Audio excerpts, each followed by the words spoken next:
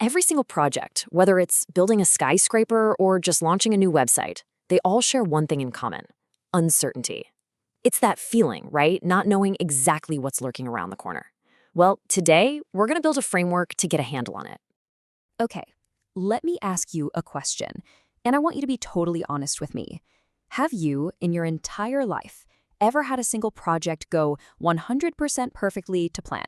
No surprises, no hiccups, nothing? Yeah, that's what I thought. The truth is, nobody has.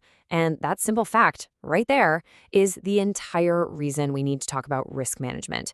It's not a sign of failure, it's just reality.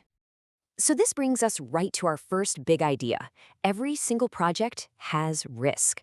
Period. But let's reframe this a bit. Risk isn't some big, scary monster. It's not a sign that you're doing something wrong. It's actually a sign that you're creating something new. So, what are we really talking about when we say risk? Well, officially, it's any uncertain event that could mess with your project's goals, sometimes for the better, usually for the worse. The key thing to get here is that this uncertainty isn't a bug, it's a feature. It's just baked into the DNA of doing project work. Right, so if we can't just wish risk away, what's the plan? We manage it. And that is the huge mindset shift we're talking about today. We are moving away from constantly putting out fires and reacting to problems and moving toward a proactive, preventative way of thinking that's designed to keep those surprises to a minimum. So where do we even begin this whole process? Well, it all kicks off with the first, most fundamental step. You've got to see what's actually out there. I mean, you can't manage a risk you don't even know exists, right? This is all about just opening your eyes. This step, risk identification, is pretty much what it sounds like. It's the process of actively hunting for those potential problems before they get a chance to hunt you. The goal is simple. Get all those worries out of your head and down on paper so the whole team can look at them and deal with them logically. And listen, this is not a solo mission. You have to get your team, your stakeholders, everybody in a room together. Why? Because the person in finance is going to see risks that the engineer would totally miss, and vice versa. You're tapping into everyone's unique perspective and, let's be honest, their past battle scars to brainstorm what could go wrong. That collective wisdom is gold. Okay, so you've done your brainstorming, and now you have this gigantic, terrifying list of potential risks. It can feel a little overwhelming. So how do you know what to worry about first?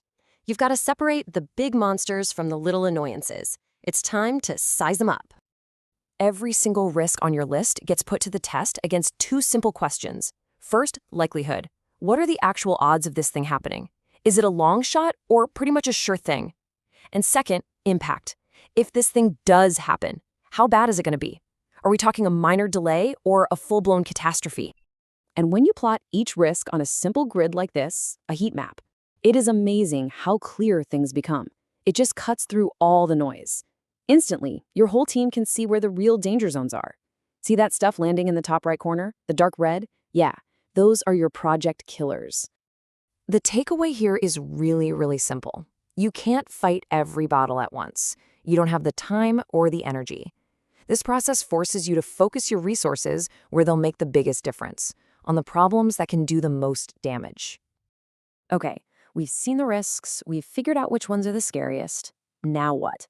Now it's time to shift from thinking to doing. What are we actually going to do about these things? This is where we build our action plan. The most common response you'll have is to mitigate a risk. This just means you're taking steps to make it less likely to happen or less painful if it does. So let's say a key supplier for your project seems a little financially shaky. Mitigation isn't just hoping for the best. It's getting on the phone right now and finding a backup supplier just in case. But sometimes a risk is just too big, It's too dangerous to even try and lessen it. In that case, you might try to avoid it completely by changing your plan. With that unstable supplier, you could just decide, nope, not worth it, and change the design to use a part you can make yourself. Risk gone. A third option is to transfer the risk. Now, this doesn't make the risk disappear into thin air, but it basically makes it someone else's problem. This often means buying insurance, or maybe you outsource that whole part of the project to a bigger company that's better equipped to handle that kind of hit. And finally, you can simply accept the risk. Now, hold on. This does not mean ignoring it.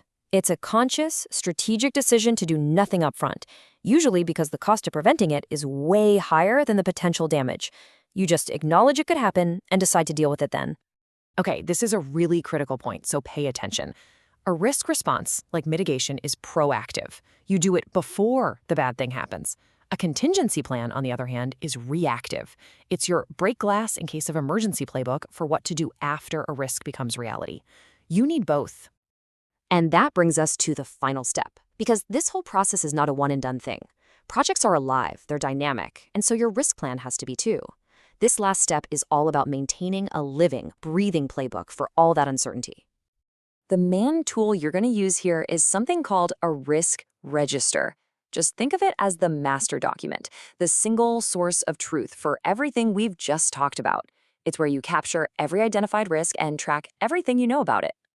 So what makes a risk register actually useful, and not just another spreadsheet nobody looks at? Well, it tracks all this stuff, but two parts are absolutely non-negotiable.